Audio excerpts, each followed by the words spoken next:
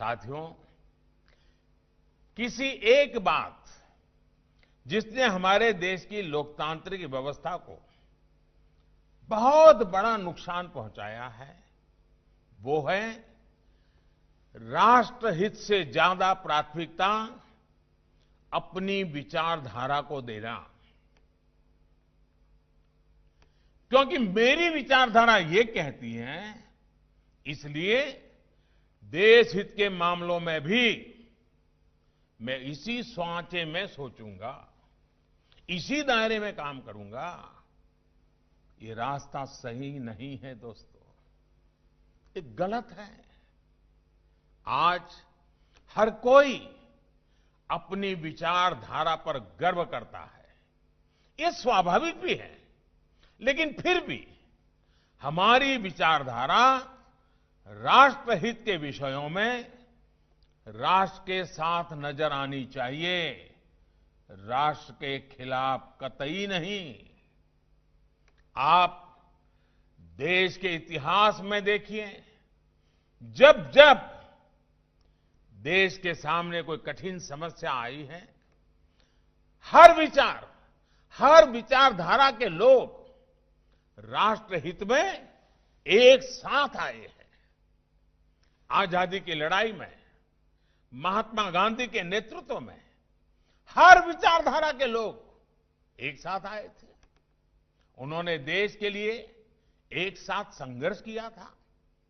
ऐसा नहीं था कि बापू के नेतृत्व में किसी व्यक्ति को अपनी विचारधारा छोड़नी पड़ी हो। उस समय परिस्थिति ऐसी थी तो हर किसी ने देश के लिए एक कॉमन कॉज को प्राथमिकता दी। आप इमरजेंसी को याद करिए, इमरजेंसी के दौरान भी देश ने यही एकजुटता देखी थी। और मुझे तो उस आंदोलन का हिस्सा बनने का सौभाग्य मिला था। मैंने सारी चीजों को खुद देखा था, अनुभव किया था, मैं प्रत्यक्ष गवाह हूं। इमरजेंसी के खिलाफ उस आंदोलन में कांग्रेस के पूर्व नेता और कार्यकर्ता भी थे, आरएसएस के स्वयंसेवक और जनसंघ के लोग भी थे, समाजवादी लोग भी थे, कम्युनिस्ट भी थे, जेएनयू से जुड़े कितने ही लोग थे जिन्होंने एक साथ आकर इमरजेंसी के खिलाफ संघर्ष किया था।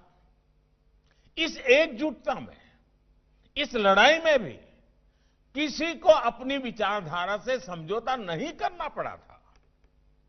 बस उद्देश्य एक ही था, राष्ट्रहित। और ये उद्देश्य ही सबसे बड़ा था।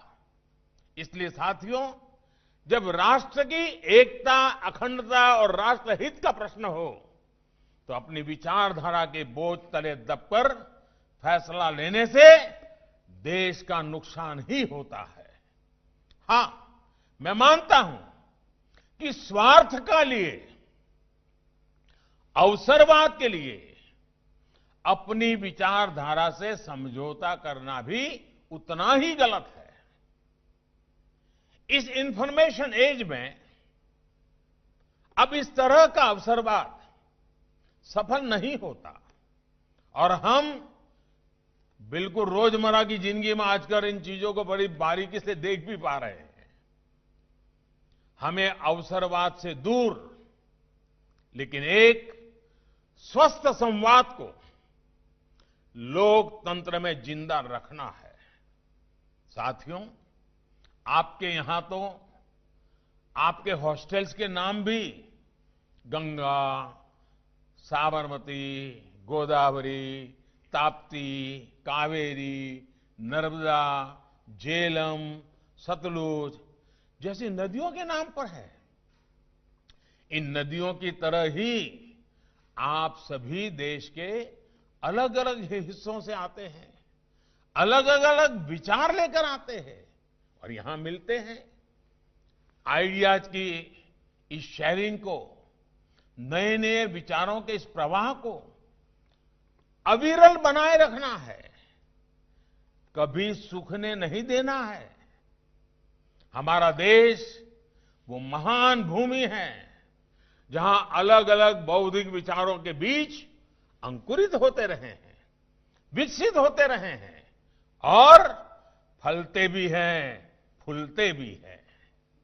इस परंपरा को मजबूत करना आप जैसे युवाओं के लिए तो खास तौर पर बहुत आवश्यक है। इसी परंपरा के कारण भारत दुनिया का सबसे वाइब्रेंट लोकतंत्र है।